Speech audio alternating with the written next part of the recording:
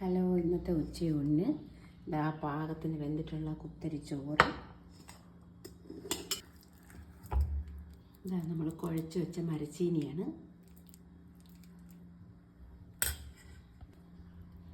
അതായത് ഉപ്പേരിയാണ്.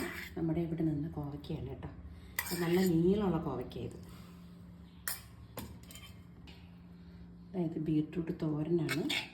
ബീട്രൂട്ടും ഉള്ളിയും കൂടെ തോരൻ വെച്ചു.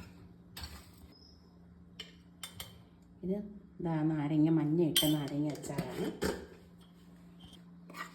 അതായത് ചൂരയാണ്, ചെറിയ ചൂരയായിരുന്നു. ഇത് വറുത്തരച്ച് കറി വെച്ചതാണ്.